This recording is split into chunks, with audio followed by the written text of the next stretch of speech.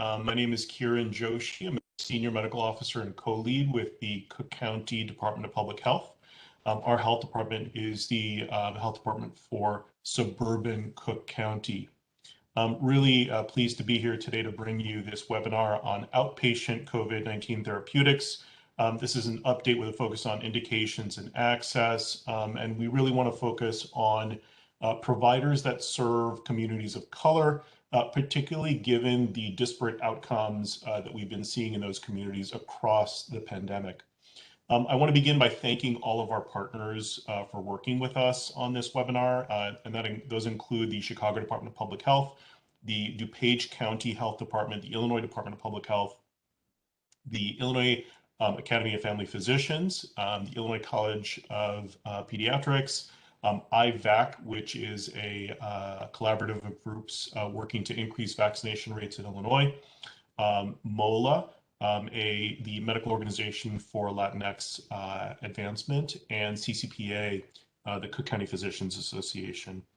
Just a quick note that for those of you that would like CME for this webinar, Dr. Lubelchek will be presenting shortly. We'll share a link. We'll share that link in the chat. You will also be able to go to the IAFP, again, Illinois Academy of Family Physicians website or CCDPH website to complete the required documentation to earn that CME. This talk will be recorded and archived both on the CCDPH and IAFP websites. So with that, I'm going to introduce our speaker and our distinguished panelists. Dr. Ron Lubelchek is the medical lead for the CCDPH tuberculosis unit and is also an infectious diseases attending at John Stroger Hospital. Jennifer Suh is the Chief Medical Officer at the Chicago Department of Public Health. Rashmi Chugh is a medical officer at the DuPage County Health Department. Arthi Barnes is the Medical Director and Chief Medical Officer of the Illinois Department of Public Health. Dr. Lubelchek will be presenting, followed by a panel discussion with the group. With that, I'm going to turn it over to Dr. Lubelchek. Thank you. Thanks a lot, Dr. Joshi. I appreciate the introduction, and I'm really happy to have an opportunity to help conduct and present this webinar on an important topic. And so what we'll talk about today, like Dr. Joshi mentioned, is outpatient COVID therapeutics. So giving an update with a focus on the indications for treatment and how to improve access to treatment. Here I've listed the learning objectives for the talk. So we want to obtain updated information on current regional COVID-19 epidemiology. Also hopefully improve knowledge on the range of current outpatient treatment options for patients with COVID, and learn about national and regional resources to help access those treatments. So like Dr. Joshi mentioned, this is a CME activity. People can get 1 hour, I believe, of CME credit.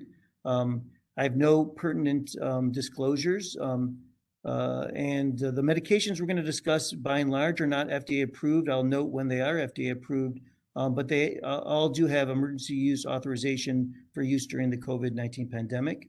The CME link is listed here, and we'll also post it in the chat. So we will have a Q&A session following this presentation. And in fact, I'm going to present it as sort of a rapid clip, so we do have time for any questions and discussion, because I think that's really important to address questions related to outpatient treatment. You can submit those questions in the chat, and then we will try to answer all questions as possible after I'm done with this presentation. So here's an outline of what I'll talk about, and I've touched on this already. I'll do some update on epidemiology, talk briefly about modeling of future case rates.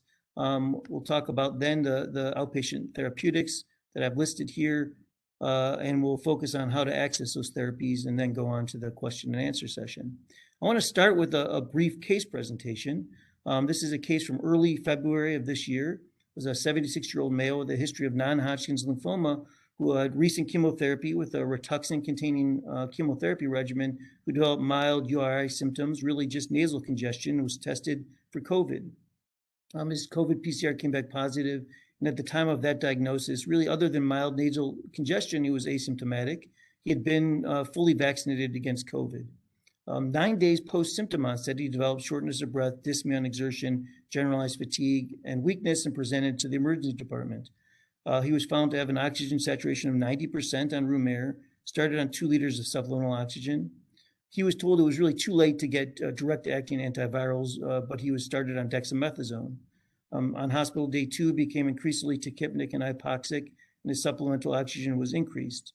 On day 3, due to elevated inflammatory markers, he was given a dose of tocilizumab.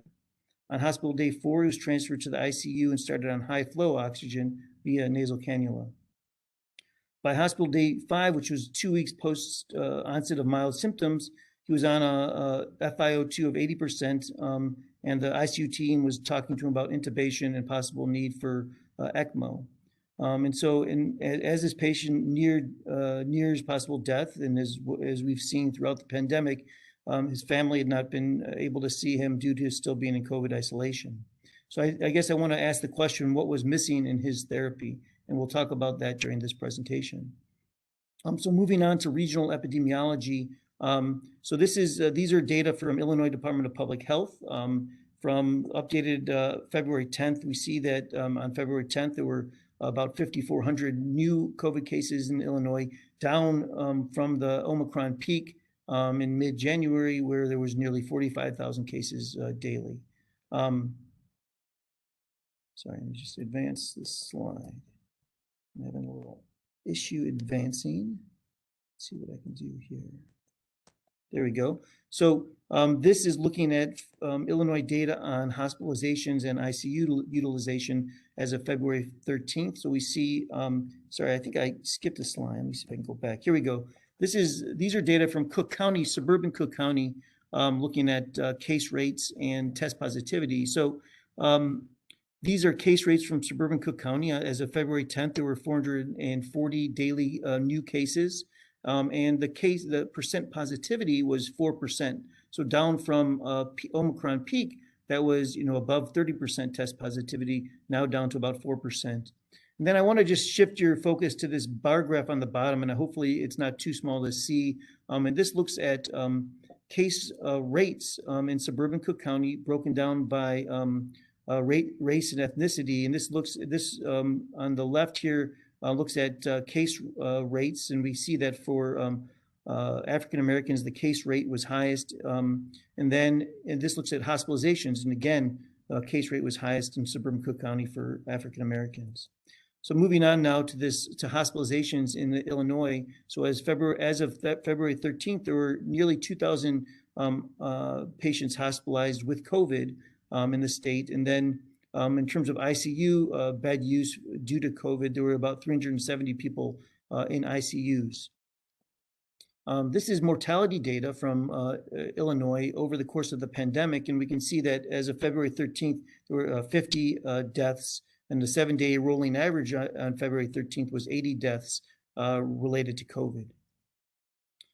Here are COVID mortality related from suburban Cook County. On February 13th, about 9 deaths. And then during the pandemic overall in suburban Cook County, nearly 15,000 deaths attributable to COVID. And here's the Chicago Department of Public Health dashboard. So this is for the city of Chicago. I guess I'll draw your attention to a couple things on this graph. We see that the test positivity rate is down to 2%. So we do see a drastic decrease from the Omicron peak. I will point out that during the lowest point in several last couple of years, in June of 2021, we had test positivity rate less than 1%, or about 0.8% or so. Regards to new cases, as of February 14th, there were about 430 daily cases in the city of Chicago. And these are data from DuPage County and from the Department of Public Health. So the 7-day rolling average for new cases was down from a peak of about 2,300 cases down to 195 cases. And I'll also just point out these bottom bar graphs that are look at case rates stratified by race and ethnicity, and then stratified by age group, I should say. But looking at case rates by Here on this is ethnicity. So we see that in the Latinx population had by far the highest case rates at every age point. And then we see here by race, the African Americans also had the highest case rates. This is the modeling data from the Institute of Health Metrics and Evaluation. And I think the main thing is that if you look out into March, April, May, they are predicting a continued decline in cases. But I think these data and this projections can't really account for is new variants. And this is the CDC variant tracker for Region 5, which is our region of Upper Midwest. And you can see in the purple bar there that really all cases now are due to the Omicron variant. You can see that sliver of the newer Omicron variant BA2 has, is attributable for some of the cases now. So we'll jump into talking about ambulatory therapies. And we'll talk about mechanisms of actions, indications for therapy, some of the efficacy and safety data, and talk about guidelines and access. Before I really jump in, I want to point your attention to this was published at the end of January in Morbidity Mortality Weekly Report. And it's a report looking at utilization of COVID therapies across 41 health systems nationwide. So it looks at over 800,000 patients who were diagnosed with COVID and looks at their utilization of therapeutics by race and ethnicity. And specifically what they found was that there was a significantly lower use of monoclonal antibody therapy for Black patients and for Hispanic patients. And that's what are shown in these two graphs. So across all time points, there's really a decrease, a disproportionately less use of monoclonal antibody therapies for those populations. So this cartoon shows the viral life cycle, and I've highlighted in yellow here the aspects of the viral life cycle that the therapeutics target. So the first aspect of the life cycle I'll point out is the attachment. So the monoclonal antibodies, they block attachment. They bind to the receptor binding domain of the viral spike protein and block binding to the respiratory epithelial ACE2 cell surface receptors.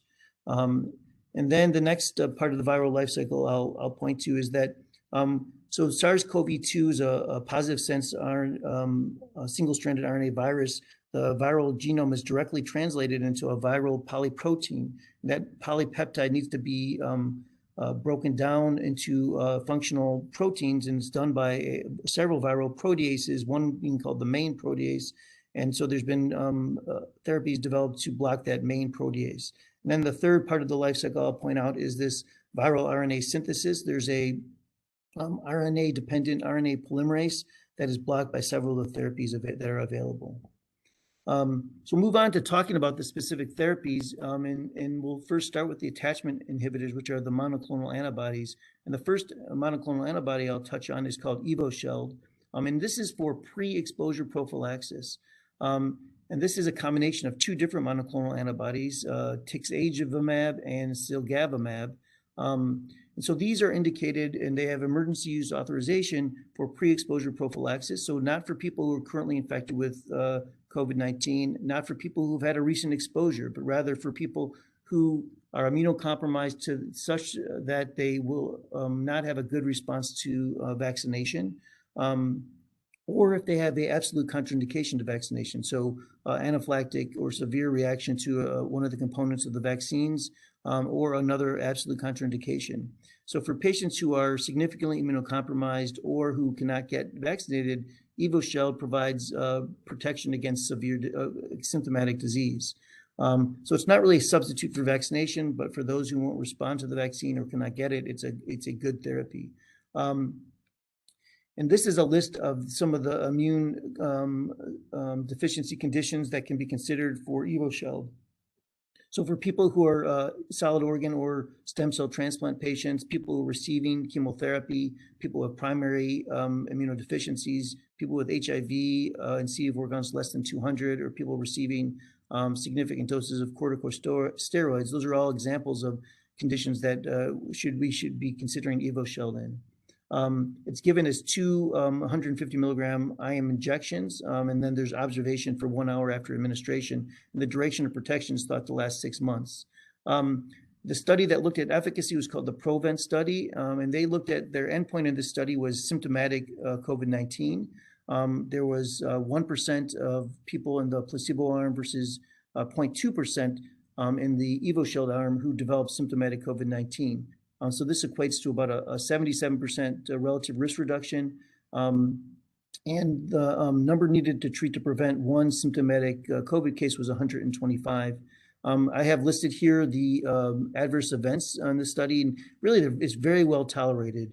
There was thought to be a slight increase in cardiac adverse events in the EvoShield arm, but it's still 0.6%, so very, very low. So well tolerated. There's thought to be a slight decrease in activity of EvoShield for the Omicron variant, but it still has activity. The next attachment inhibitor I'll talk about is Cetrova Bab.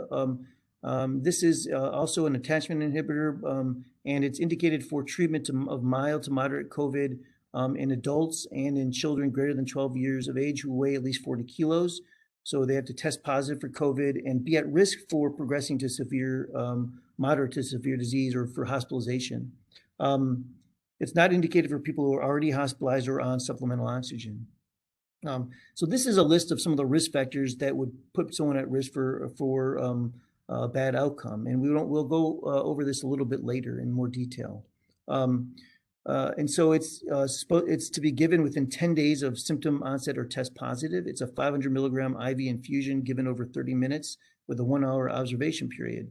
And if you are going to be prescribing Cetrova Bab, it's important to give patients the fact sheet, FDA fact sheet for patients, and let them know that it's being used as under the emergency use authorization.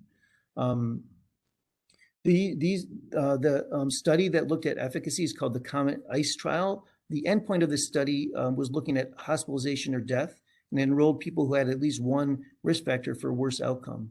And it had about 500 people in each arm. There were 6% of patients were hospitalized or died in the placebo arm versus 1% in the Cetrova Bab arm.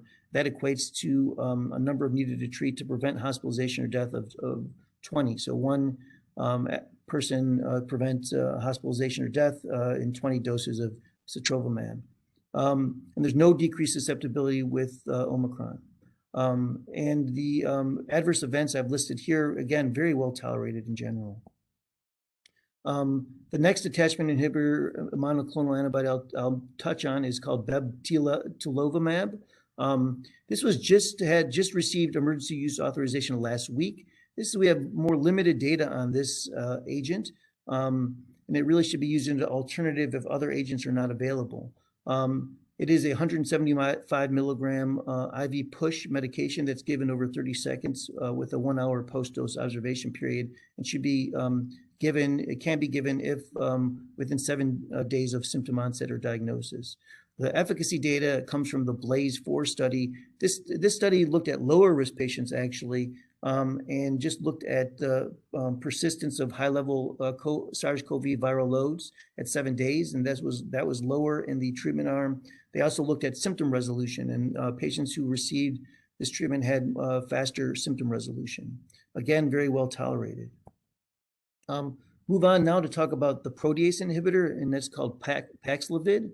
That is a co-packaged protease inhibitor, nirmatrelvir, and then is co-packaged with ritonavir, which is a potent cytochrome P450 CYP3A4 inhibitor, and that boosts the levels of the nirmatrelvir. So that's why the ritonavir is there. This received EUA to treat mild to moderate COVID in children and adults, children greater than 12 weighing more than 40 kilos.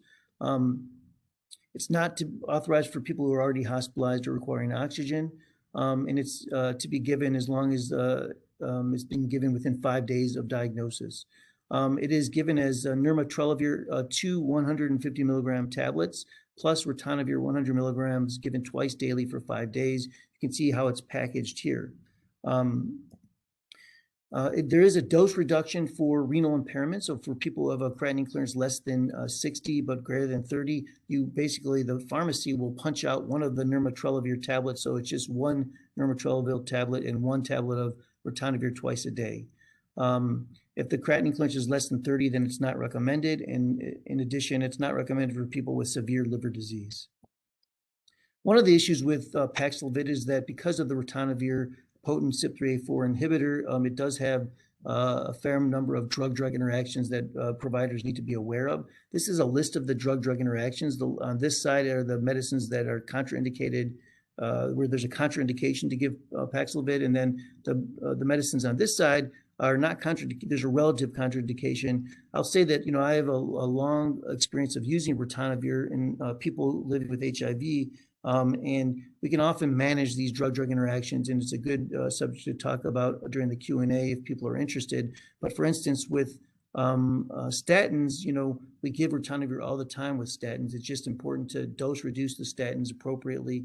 And in the setting of COVID, if this agent is appropriate, you can also consider holding medicine for several days, for 5 or so days, while they're on this agent. The Paxlevid efficacy data comes from the EPIC-HC trial, and this was a study of over 1,000 people in each arm. Again, enrolled people with at least one risk factor for worse outcomes and had an endpoint of hospitalization or death. There were 6.3% of people met that endpoint in the placebo arm versus 0.8% of people in the Paxlevid arm. And so the number needed to treat to prevent one hospitalization or death was 18, with 91 as the number needed to treat to prevent the death.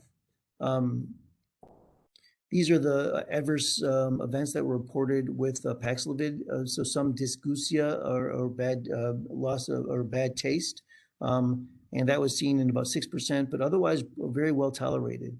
With regard to pregnancy and lactation, there's not a lot of data. Super therapeutic doses of nirmatrelvir did, in animal studies, resulted in reduced weight of fetuses. And then ritonavir is safe in pregnancy, as shown with years of use in people living with HIV. And it's just worth noting that COVID-19 pregnancy leads to poor outcomes in people with COVID. So you have to balance risk of COVID versus risk of therapy. Then I'll move on to talking about the RNA polymerase inhibitors, and I'll talk about Malnupiravir. This is a cytidine analog that, when it's incorporated into the nucleic acid synth chain, leads to lethal mutagenesis, so multiple mutations that lead to viral death. And it's, again, been studied for treatment of mild to moderate COVID in people greater than 18. So I'll point out that it's not for people who are, for children, it's for people greater than 18. It's really to be used as an alternative only if there's no other agents available, and it should be started within 5 days of symptom onset. The dose is 4 200 milligram capsules twice a day, and there's no adjustments needed for renal or hepatic failure. The data, efficacy data, comes from the MOVE-OUT trial, and it enrolled close to 700 people in each arm, looking at hospitalization and death. There was 9.7% hospitalization and death in the placebo arm versus 6.8% in the Malnupiravir arm. So the relative risk reduction was 30%, and the number needed to treat to prevent one hospitalization or death was 35. And then adverse events reported very, very minimally. There is a risk for fetal toxicity reported. So in animal studies, there was fetal harm caused by Malnupiravir. And so it's really not recommended for people who may be pregnant or lactating, and patients should be given the FDA EU fact sheet for patients and counseled about appropriate use of birth control if they're going to be given Malnupiravir. And they should document this conversation in the medical record. And then the last agent I'll touch on is Remdissevier. We think about Remdissevier mostly for inpatient use, and it has been FDA approved for inpatient use, but it's also been studied for outpatient use. Again, this is an inhibitor of the RNA-dependent RNA polymerase. It is a adenosine analog that leads to chain termination with regard to RNA synthesis. It can be used in adults and children over 12 who are 40 kilos or more. It's given in the outpatient setting. It's given as a 200 milligram IV infusion on day 1, and then 100 milligram IV infusions on day 2 and 3. and it's really not for people whose creatinine clearance is less than 30. It was studied in the outpatient setting, a study called the Pine Tree study. Again, it looked at this endpoint of hospitalization or death. And in the placebo arm, there was 5.3% hospitalization or death, and in the Remdesivir arm, just 0.7%. So a relative risk reduction of 87%, number needed to treat to prevent 1 hospitalization or death of 22. And we see that there was maybe a little bit more nausea in the Remdesivir arm, but otherwise pretty well tolerated. So this slide just shows a summary of the available outpatient treatment options for COVID-19 patients, Evusheld being the only one that is for pre-exposure prophylaxis. Sort of noted that probably the most effective with regard to number needed to treat is the Paxlevid, followed by Cetrova Bab, and then Remdissevier, and then Malnupiravir is the least effective of these options. I want to touch on briefly the NIH treatment guidelines for outpatient treatment of COVID. These are the agents that are listed in the guidelines, and it's the agents that I've reviewed already. But I think this is the list in the NIH guidelines of conditions that confer greater risk of poor outcome. So it's worth just reviewing this list and touching on some of the key points here. So diabetes is on this list. Heart disease with hypertension is on this list. HIV, particularly CD4 counts less than 200. Smoking is on this list. Age greater than 65, overweight, and obese. Those are just, and then pregnancy. So those are a few highlights from this list, but there's it really does, many people, fall into this list. This is the algorithm listed in the NIH guidelines. And so it's worth just walking through this with a patient in mind. So if there's a hypothetical 45-year-old female with a BMI of 26, poorly controlled diabetes, was mild nasal congestion, and she tested at home with a home test, antigen test, and was positive. And she calls you asking if she needs to do anything else other than self-isolating. So if you walk through these NIH guidelines, so she's adult older than 12 who has been mild to moderate COVID, not hospitalized, not on oxygen. Was she diagnosed within the last 5 to 7 days? Yes. Does she have severe renal or hepatic disease? No. So you're brought to this page, this box where you really should be considering Paxlevid or Cetrova Bab or outpatient Remdissevier. And if none of those things are available, then even consider Malnupiravir, although have to rule out pregnancy. So what about accessing these therapies? So what are the available resources to help? And so I'll first review the Illinois Department of Public Health resources. A very helpful resource is the Illinois COVID-19 Outpatient Therapy Locator. This is, if you go to this site, you have a map and you can really zero down into your region. You can see all the sites that offer Malnupiravir, Paxlevid, Evusheld, or Cetrova Bab. And so it's really nice to be able to find those sites. And you can find specific pharmacies that have allotments of these oral therapies. This is the Illinois COVID-19 Therapeutics Matchmaker. So this is where if you want to get an allotment or you want to get a supply of one of these therapies, you can see where what sites have available therapy, and then sites that have available therapy that they're not using all of can also offer up their therapies. So you can enter your information here and and it's a way to get these therapies. And I'll point out this is email address can be sent. Any questions about this, you can send to this email address at Idph. This is sort of a listing of instruction on how to request COVID therapeutics in Illinois, and this is another, and so we can go through this more during the chat. This is again how to report utilization of COVID therapeutics to Illinois Department of Public Health. Again, we can review this in the chat during the Q&A. With respect to national resources, this is the Department of Health and Human Services COVID-19 Therapeutics Locator. It lists Evusheld, Malnupiravir, and Paxlevid. And you can see again on the map, you can zero into your region and see exactly which sites have these therapies, including pharmacies. So I've just highlighted here is a Walgreens on 111 South Halsted. You can see they had 41 courses of Paxlevid available. So you can use this to see where you can prescribe these medications. That DHH site does not have the monoclonals, but this National Infusion Center Association COVID Therapy Locator does include monoclonals. So it's in this map format, and you can see what centers have available monoclonal antibody therapy. So just to summarize it, if the patient's at risk for bad outcome, be brisk and consider prescribing or referring the patient for monoclonals. COVID-19 cases are declining regionally, but there are still nearly 2,000 people hospitalized daily in Illinois, along with approximately 50 deaths daily. Effective outpatient therapy exists, and those therapies are available.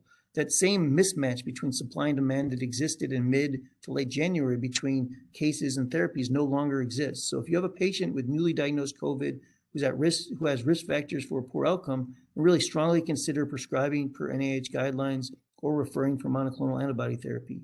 This approach will prevent hospitalizations and save lives. This is just a summary slide with the available resources, and this will be included in a PDF that people can see. And we'll give access to that PDF to people on this call. I just want to thank some of my colleagues in the ID division here at Cook County Health, and then the co-panelists and the sponsoring agencies that Dr. Joshi listed out in his introduction. And thank you very much. I'd like to just open it to questions. And thanks for your attention. Thank you, Dr. Lubelchek. That was an excellent overview, so comprehensive. We were just noting that you were covering everything without missing anything, so thank you. And that really does leave us with a nice amount of time here, 20-25 minutes easily for questions and answers and insights, perspectives from our panelists, as well as we'd really like to hear from our participants. I know Dr. Barnes had asked, we'd really appreciate insight from participants and providers on why we're hearing reports of Paxlevid being underutilized among other treatments. And also Dr. Suh was wondering if providers, and please feel free to enter in the chat your perspectives as providers, as clinicians, on the front lines as to, why patients may be hesitant. Are they hesitant to receive treatment? And are there any opportunities that providers have noted that might help expedite referral between testing, that receipt of a positive test result, to timely treatment? So any insights or suggestions on that front would be appreciated as well. And I'll check with Dr. Barnes and Dr. Suh. Anything you'd like to start with in our discussion portion here? Arti Pancher. I just wanted to just highlight a couple of things. I'm really grateful that we're talking about this now, because though the pressure has gone off the hospital systems to some extent, there's still right now over 1,000 people with COVID in the hospital as we speak. And so there's a lot we can do. And Dr. Lubelchek mentioned the number needed to treat. It's only 18 to 20 people you need to treat to prevent one hospitalization and death. So we are currently sitting on over 5,000 doses of Paxlevid on hand in Illinois that haven't been utilized. That's over close to 300 hospitalizations we could be preventing right now. So I want to ask our providers, what is their understanding of some of the drivers for the underutilization of Paxlevid? Is it drug-drug interactions, timing of the 5-day window? Is it patient hesitancy? So I'm definitely curious about that, because we do want to make sure that providers can utilize it. As Dr. Lubelchek said, it doesn't have to be the highest risk category. You have a 46-year-old diabetic with mild symptoms, go ahead and use it for them. It's really important that we can get this to the people that need it. Thank you.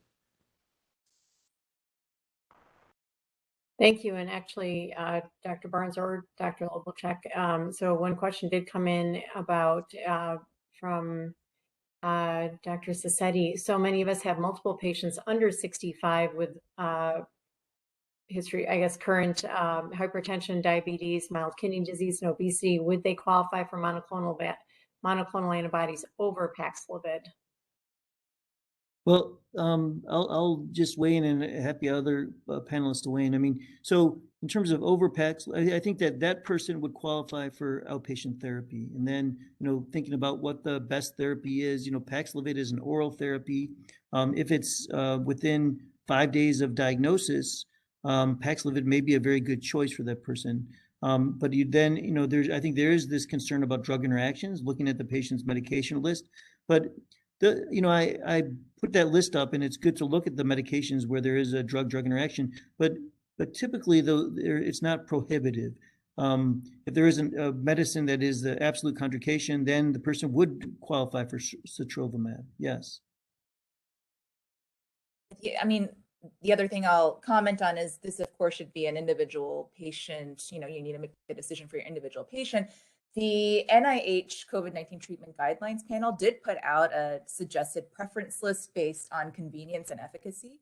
I can try to find the link and put it into the chat, but essentially, they put Paxlevid first, Cetrova Bab next, Remdissevier, and then Malnupiravir. This was before Lovamab was out, but of course, Lovamab, we're told maybe consider some of the other therapies, plus or minus Malnupiravir in there. But that was a suggested preference list from the NIH. But again, this should be a decision made with what you know about your particular patient. But the other reminder is that I think many times people forget about age. So 65 and older, higher risk, you qualify for one of these therapies. And we are at a place now with where we're at with the pandemic and with the supplies having come in each week, starting at the end of December, where you don't need to prioritize based on certain tiers or risk levels. If they are at higher risk, you should go ahead and prescribe if it's appropriate for your patient. The other thing I would like to point out for the monoclonal versus Paxlovid, we have more Paxlovid on hand than monoclonal.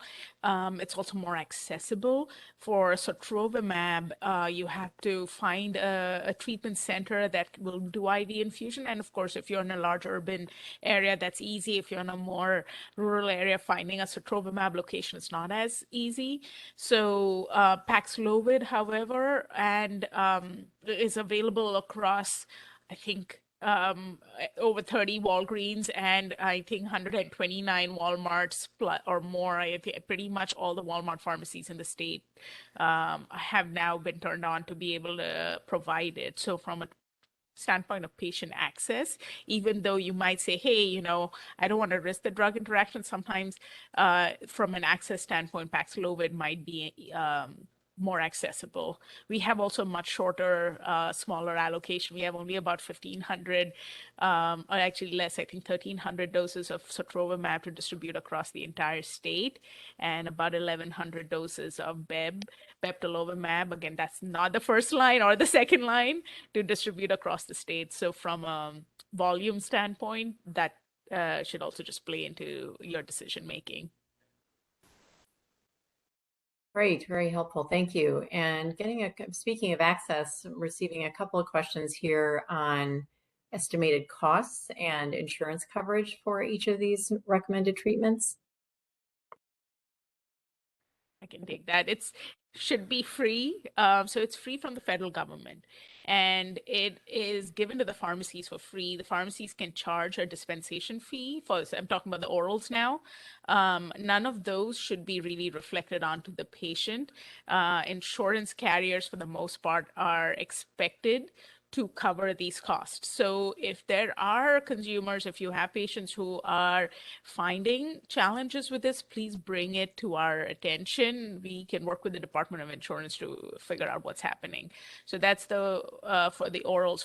And also there's reimbursement for administering intramuscular intravenous monoclonal. So that's much more reimbursable from a provider standpoint, several $100s, and it's covered by insurance. So what about your uninsured patients? Your uninsured patients can be billed to what we refer to as the HRSA uninsured program. There is a program a lot of it's through CARES Act funding. And so I think they can receive coverage through that. But at no point in time should there be cost sharing. CMS, Centers for Medicaid, Medicare Services, does not expect to be any cost sharing from on the part of the patients. This is coming from the federal government for free. The patient should not have to bear the burden of this cost. Excellent. Thank you for emphasizing that it should be free and accessible to all patients who are eligible. And speaking of eligibility, question about the tests, the positive tests. So is a PCR positive required, or are the quick, I think they mean antigen tests, adequate to qualify? So potentially either viral test, correct? We have been encouraging that if a patient calls you and says, on a home test, I tested positive, please do not have them come in for any confirmatory testing. You should take that positive test and go ahead and treat. Because again, we are in a very short time frame when the treatment can be given. So no confirmatory tests. The antigen tests are good. The home tests are good too. Very helpful. Thank you. And a question here about, should an unvaccinated patient who receives Cetrova Bab for COVID-19 still receive vaccination concurrently? Anyone like to take that? You know, this is an important question, and anyone else can also weigh in. But you know, up until recently, the thought was that people who got monoclonal antibody therapy should wait for vaccination. But recently, that guidance has changed, and so I think that there can be, you know, you can get monoclonal antibody therapy and vaccination in short succession without a waiting period.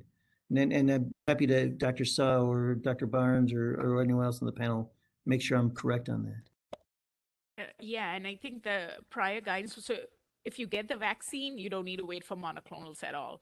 The understanding was if you get COVID-specific monoclonal therapies, then you could wait for 90 days, however, to get the vaccine. But let's say you happen to get the vaccine in the 90-day window, there was no reason to repeat that dose. So it's not like, hey, the vaccine's not working, I have to repeat that dose. So it would depend on whether you got the vaccine first or the monoclonal. But concurrently would mean, I would almost say it's possibly you got the vaccine first, so that's fine. There shouldn't really be any reason to either repeat the dose, even if it were after. And I think as far as someone with current infection, I think we would just need to wait until they were past their isolation period. But once safe to move about, they could certainly receive their vaccination. And Dr. Saw, anything to add on that? No, nothing to add. We want everyone to get vaccinated. So just need to be out of that isolation period. Absolutely. Yes. Vaccination, boosting, that's central to our effort here. Have a question here about, if a patient goes to their primary care physician, is this something that can be prescribed to them? Can the Paxlevid be prescribed by the primary care physician? I believe yes, absolutely. Okay. And if your clinic was interested, you can also directly dispense this as a provider. You know, it's within that time frame where, you know, again, you don't have to go through a pharmacy if you have the mechanisms in place at your clinic. And many providers around our counties, our areas are doing that. So I believe it was in the presentation, and the links will likely be sent out again, but you can sign up to be a provider of these treatments yourself, and that includes the oral medications. But if for some reason, you know, the infrastructure to you know, request the medicines via the various means to do so are not there, you know, prescribing to a pharmacy, and that's the nice thing about those locators, you can find the pharmacies that have medications on hand, so you can know when you're prescribing that there is available medication at those pharmacies. But and primary care providers are definitely, you know, able to use those resources as well. And then just one other comment, and Dr. Barnes can probably give a little more detail here, but, you know, initially there were, you know, weren't a lot of pharmacies who may have been online in terms of having these, but the state has been expanding. And my understanding is all of the Walmarts are turned on now. There are going to be more Walgreens that are onboarded. In Chicago, we're trying to get some community pharmacies to dispense these medications. So there should be more accessibility in that respect. I'll pass it over to Dr. Barnes in case you have anything to add there. Yeah, so any licensed prescriber for the EUA can prescribe it. No restrictions.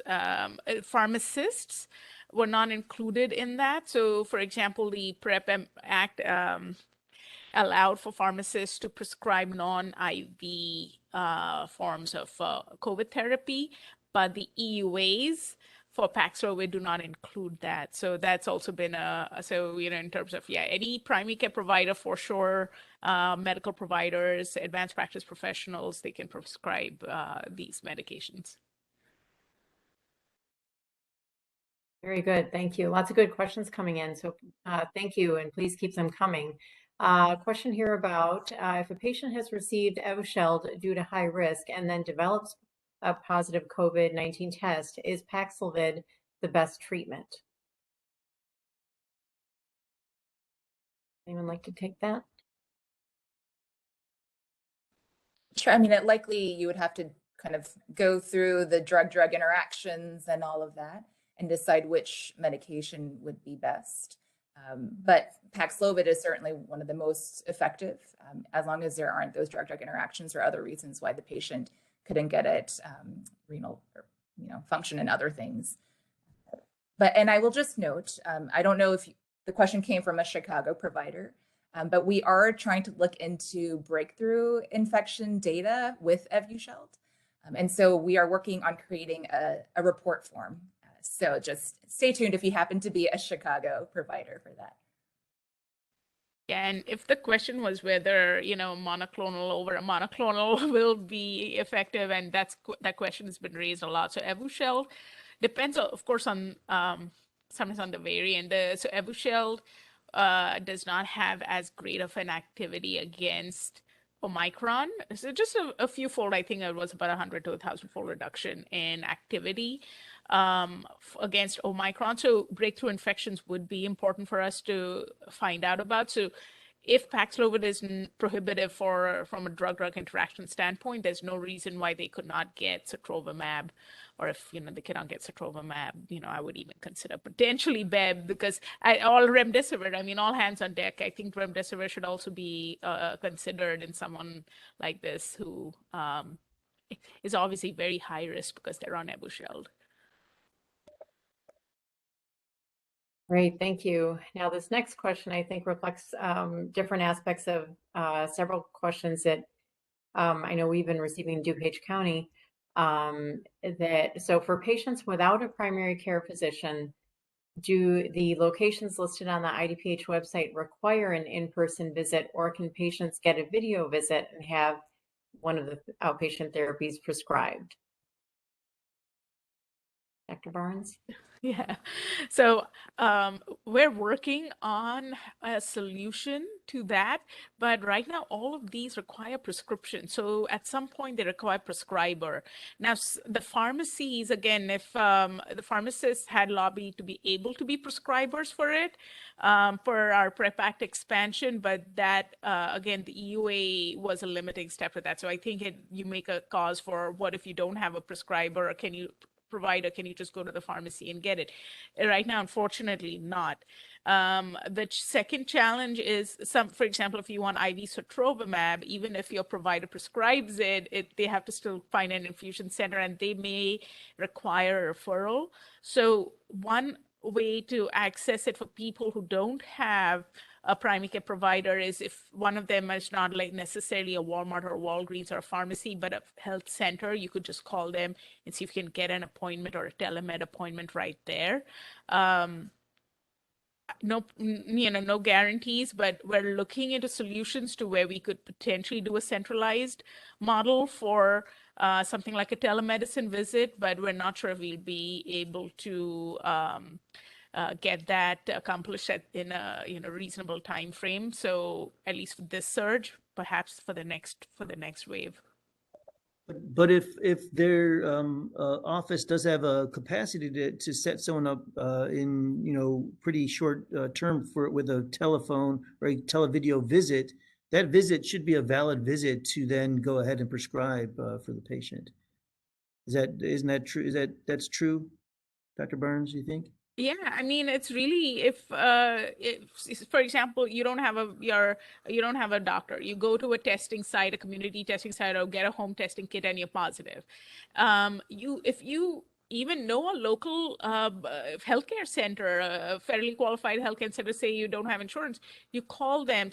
You can, ideally get in fast and for an urgent care visit. Potentially, some of the urgent care visits are virtual, so even if you're necessarily in isolation, you could call and say, "Hey, I'm COVID positive." So I know a lot of centers did pair triage with testing, so they have a quick turnaround time to get people in.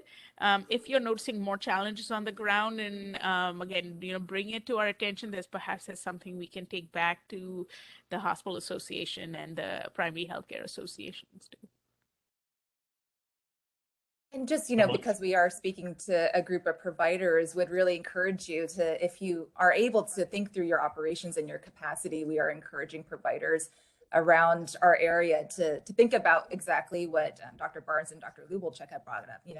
Can you figure out a way to accept new patients, do a quick virtual visit, get them treated for COVID, and then bring them in as a patient to your practice for longer term care? We would, of course, very much appreciate whatever you can do there as a public health system. But we are working on some other solutions, as Dr. Barnes mentioned. Thanks for those comments, Dr. Sa. I would very much echo those for any providers in suburban Cook County. Just a quick note that I'm stepping in here for Dr. Chug, who's having some technical issues. And just sort of looking through the chat here, I see that there's a lot of love for a couple of slides in Dr. Lubelchek's slide deck. I did put in the chat that we will be sharing those slides on the CCDPH website as well as the IAFP website. And again, the entirety of this webinar is being recorded and will be archived and shared there as well. A lot of sharing also of the NIH treatment guidelines. Thank you for those that put that in the chat. And then I see that there's a comment from Dr. Cisetti, and I sort of feel like this is maybe directed towards public health in that she's saying, I believe we haven't done a good job of reminding our vaccinated patients that they should let their doctors know if they get COVID, even if mild symptoms. We would like to give them treatment if they have any risks. Several of her patients have assumed a mild case meant that they shouldn't bother them. Any comments on vaccinated patients with mild illness? I mean, I agree with the comment. I think it's a legitimate, comment that we probably haven't done a great job of, getting that information out there, that even if you are vaccinated, if you have a risk, we want to know, providers want to know. I mean, I remember, instance of someone getting, tested pre-dental procedure in one of my patients who has risk for bad outcomes, pre-dental procedure getting tested, and the positive test just coming to me as a FYI, and me reaching out to her and seeing how she's doing. And so anyways, I think that, yeah, it's important to think about letting patients know that we as providers want to know when they test positive. Thank you for that, Dr. Lubelchek. Next from Cynthia G. Is there a treatment for people suffering from long COVID? Anyone like to take that?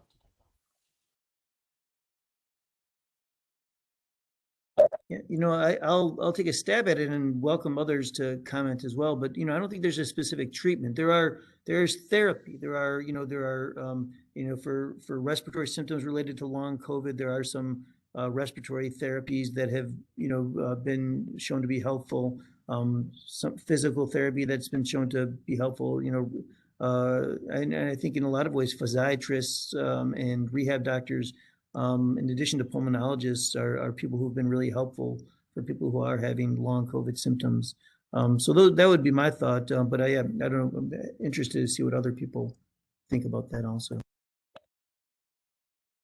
anything? No, and I think this is why, as you're talking to patients who may still not have full confidence in the vaccine, or the boosters, to remind them about long COVID. And even for children, even though we know that it's more common in adults, children can also have long COVID. So it's just something to talk about in terms of some of the after effects of COVID. And we've all seen patients who have suffered from this, and it's because we don't have treatment now for that. We definitely need to make sure that people understand the risk of COVID isn't just that short-term infection, it also could be potentially longer.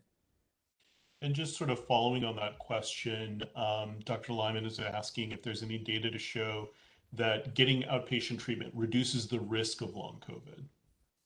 Data to support that.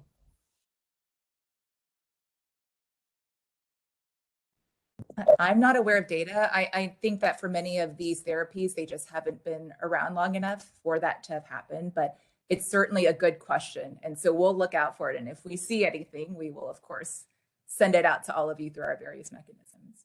Sure. I don't see any additional questions in the chat, but I do have a few of my own, if you'll indulge me. And so one of them is if the group, and maybe I'll start with Dr. Barnes, as she may have the most visibility, if there are any treatments coming down the pipeline that you feel optimistic about or potentially excited about. I can answer the first part of that. They're more coming in the pipeline, but I'm optimistic, excited about it. A little more complicated. And Cetrova Bab is coming down the line. So that's another I think it's an antiviral. I cannot recall what class it's in. And it's not an oral pill. So we're still limited in what might be available oral in terms of oral medications. If we get to a state where this could be a Tamiflu-like situation, then that would be fantastic. But we're not, even Paxlevid or Malnupiravir are not necessarily in that league yet. So I would like, Cetrova Bab intramuscular. So they've submitted an FDA approval for the intramuscular version of Cetrova Bab.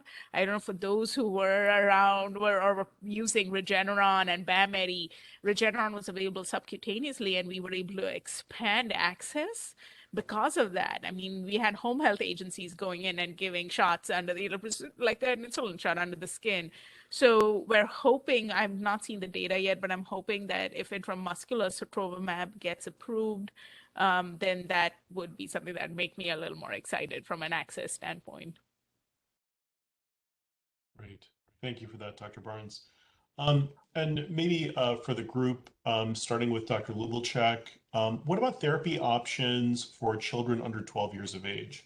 This is coming from Dr. Hamad. Yeah, I mean, so I'm an internist and adult ID person, and so I'm interested in what others say about this. But Remdissevier, I think there is some data about using Remdissevier in children under 12, and I don't know the dosing recommendations, but there are data and safety data and efficacy data for some younger children with Remdissevier. And then I don't know about other treatment options for younger children. Bamedi had received FDA approval for children of all ages, so you could use it in neonates too.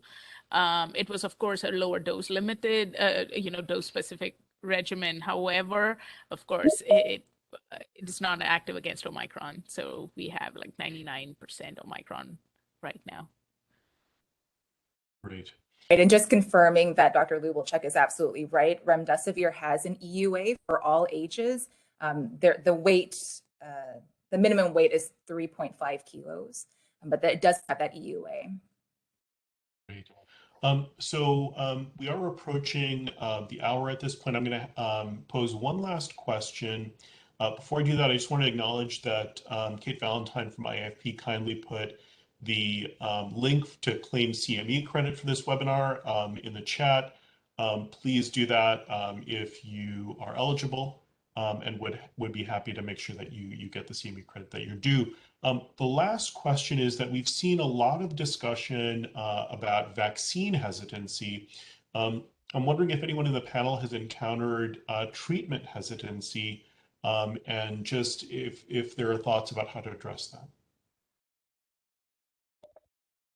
I mean, I think the treatment hesitancy is sort of what some others have expressed, is that, oh, I'm, this feeling like this is just mild, I'm fine, without sort of the realization that, a week down the road, if you have risk factors for bad outcomes, you may not be fine. So I think that's that's the main challenge I've seen among patients.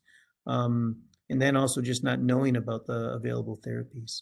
And so I think it's just trying to, from a public health standpoint, messaging, and then on an individual basis, messaging our practice population about this.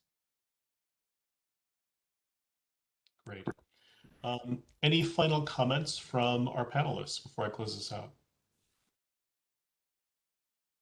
Just want to say thank you again to Dr. Lubelchek for making this important topic. I want to just remind people, please use Paxlevid. We can save people from the hospital. We can save some lives. It's not too late. They know Omicron's fading, but please expand use as much as possible. And I don't know if our email is on there. It's dph.mabtherapy, but I'll put it in the chat.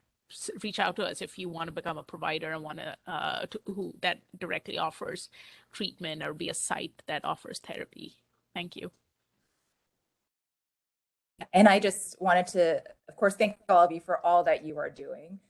And just wanted to remind you that all of our public health departments are here to support you. So if you have any questions, if you're not sure how to obtain access to one of the therapies, or you just need some input, please do not hesitate to reach out to any of us. Yes, and sorry, I fell off for a few minutes, but just emphasizing again that please reach out to your local health department, however we may support your efforts with vaccination, vaccine confidence boosting, as well as there was a good point in the chat about increasing awareness among even the vaccinated population for treatment if they're high risk and eligible. So absolutely, as Dr. Barnes mentioned, we need to stay vigilant and keep working to prevent severe outcomes. Thank you. Wonderful.